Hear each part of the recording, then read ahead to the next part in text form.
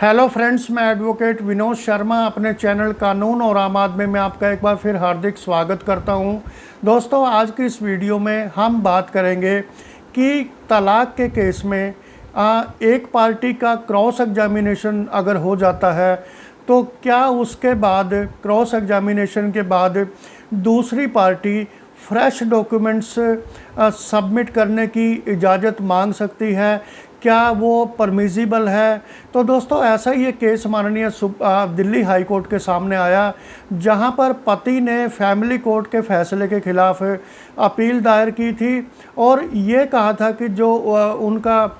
Defence strike off किया है family court ने वो गलत था। इसलिए जो है तलाक की जो डिक्री फैमिली कोर्ट ने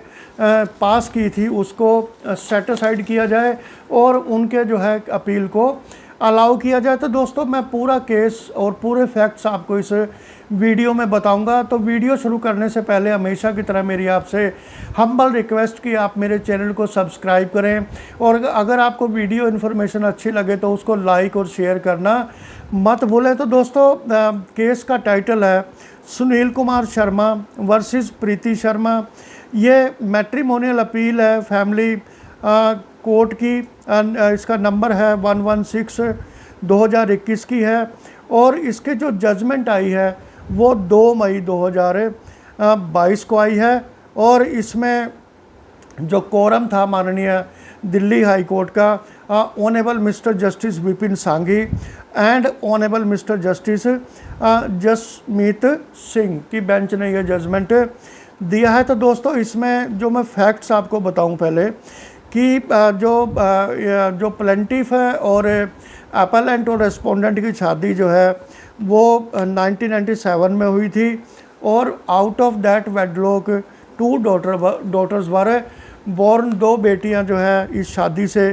पैदा हुई। शादी के तुरंत बाद कुछ दिनों के बाद आपस में पति पत्नी के मतभेद शुरू हो गए और वाइफ ने जो है डिवोर्स की पिटीशन फाइल की अंडर हिंदू मैरिज एक्ट 1955 के तहत on the grounds of continuous acts of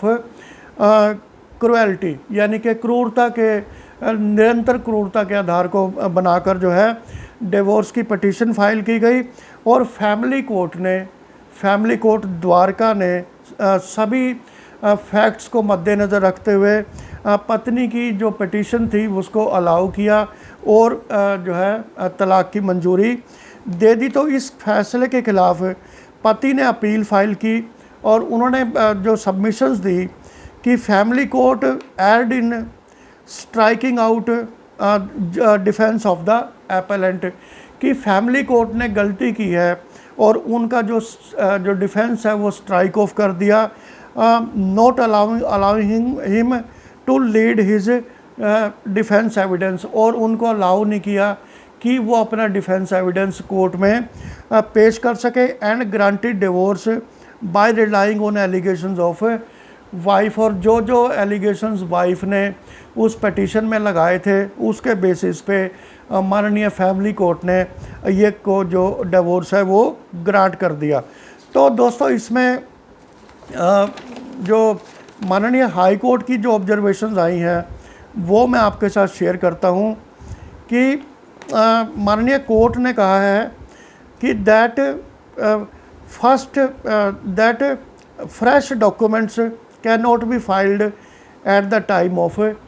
evidence के वक्त, ये जब कोर्ट में एविडेंस हो रहा हो किसी केस का तो उस समय में फ्रेश डॉक्यूमेंट्स फाइल नहीं किए जा सकते। जैसा कि इसमें हस्बैंड ने डिमांड की थी कि फ्रेश डॉक्यूमेंट्स फाइल करने की मुझे इजाज़त दी जाए, और वो भी जब तब उनकी पत्नी का क्रॉस एग्जामिनेशन पूरा हो चुका था कोर्ट में, and are required to be filed along with reply और रिटन स्टेटमेंट। और जो भी डॉक्यूमेंट्स अपने सपोर्ट में कोई डिफेंडेंट या कोई पिटिशनर कोर्ट में सबमिट करना चाहता है तो वो रिटन स्टेटमेंट तक के लेवल तक ही जो है सबमिट कर सकता है। यानी कि जब रिप्लाई अपना फाइल करेगा या रिटन स्टेटमेंट अपना फाइल करेगा तभी जो है वो पार्टी जितने भी डॉक्यूमेंट्स हैं वो सभी उसी वक्त कोर्ट में जो है सबमिट कर सकते हैं, क्योंकि one party can not file fresh documents on basis of cross examination of the opposite party, क्योंकि एक party fresh documents cross examination के बेसिस पे फाइल नहीं कर सकती, जबकि दूसरी पार्टी का क्रॉस एग्जामिनेशन हो चुका हो और उसके बाद वो उसको डिफेंडेंट को लगे कि मुझे जो है जो फ्रेश डॉक्यूमेंट्स फाइल करने चाहिए, तो उसका प्रावधान कोर्ट में नहीं है। यानी कि क्रॉस एग्जामिनेशन के बाद कोई भी फ्रेश डॉक्यूमेंट्स नहीं दिया जा सकते। Order 8 rule 1A of CPC यानी कि civil procedure code mandates the defendant to file the documents in his possession at the time of filing written statement. यानी कि जो CPC का ऑर्डर 8 है, रूल 1A है, उसके तहत डिफेंडेंट अपने फ्रेश डॉक्यूमेंट्स या जो भी डॉक्यूमेंट वो अपने पक्ष में देना चाहता है वो फाइलिंग ऑफ रिटन स्टेटमेंट है, जब रिटन स्टेटमेंट फाइल करेगा उसके साथ ही वो लगा सकता है, इसलिए उसको जो है बाद में अलाउ नहीं किया जा सकता। तो ऐसे में माननीय दिल्ली हाई कोर्ट ने कहा है कि जो फैमिली कोर्ट ने जो पति का जो डिफेंस स्ट्राइक ऑफ किया है वो जस्टिफाइड था, क्योंकि पति जो है पति ने एक एप्लीकेशन लगाई थी कोर्ट में कि उनको जो है 8 हफ्तों का टाइम दिया जाए, यानी कि बहुत लंबा पीरियड वो मांग रहे थे, और कि मैं अपने फ्रेश डॉक्यूमेंट्स क्रॉस एग्जामिनेशन के बाद मैं फ़ाइल कर सकूं। तो माननीय दिल्ली हाई कोर्ट ने कहा है कि जो फैमिली कोर्ट का जो फैसला है वो जस्टिफाइड है, और माननीय कोर्ट ने जो प्लेंटिफ के यानी कि अपेलेंट के पक्ष में जो कंडक्ट पर भी उन्होंने टिप्पणियां की हैं कि conduct of appellant shows that he deliberately and intentionally did not abide by the orders of the Supreme Court, High Court and Family Court। यानी कि उनका जो prolonged litigation था हस्बैंड और वाइफ का, तो उस दौरान कई जो डायरेक्शंस जो है फैमिली कोर्ट के द्वारा और माननीय हाई कोर्ट के द्वारा, माननीय सुप्रीम कोर्ट के द्वारा एपेलेंट को समय समय पर दी गई, लेकिन उनमें से किसी भी जो डायरेक्शन का एपेलेंट ने कोई भी पालन नहीं किया। तो माननीय कोर्ट ने कहा है कि ये जो उनका कंडक्ट है ये डेलिब्रेट है, इंटेंशनल है, वो जानबूझकर जो है रिप्लाई उसका जो है ओबीडेंस नहीं किया उन्होंने ऑर्डर्स का, और उन्होंने जो है जितनी भी उनको फैमिली कोर्ट ने जितनी भी अपॉर्चुनिटीज़ दी अपना जो डिस्प्यूट है वो सेटल करने के लिए, या जो भी एलमनी का इशू है, मेंटेनेंस का इशू है, वो सेटल करने के लिए बहुत सारी अपॉर्चुनिटीज़ दी गई, लेकिन किसी पे भी यह अपेलेंट यानी कि पति खरे नहीं उतरे और वो बार बार टालते रहे। तो माननीय कोर्ट हाई कोर्ट ने कहा है कि उनका कंडक्ट बहुत ही जो है इंटेंशनल है, डेलिब्रेट है, और वो जानबूझ के इस मामले को लंबा लटकाना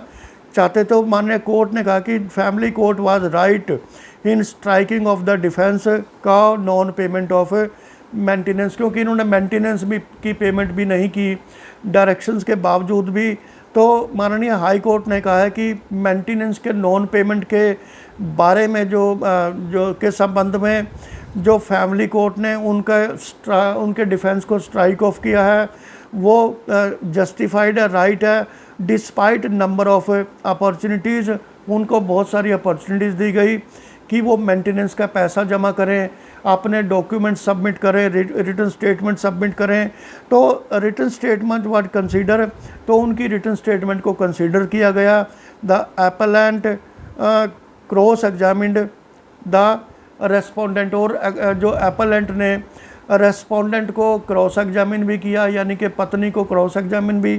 कोर्ट में किया, लेकिन उसके बाद क्रॉस एग्जामिनेशन के बाद फ्रेश डॉक्यूमेंट्स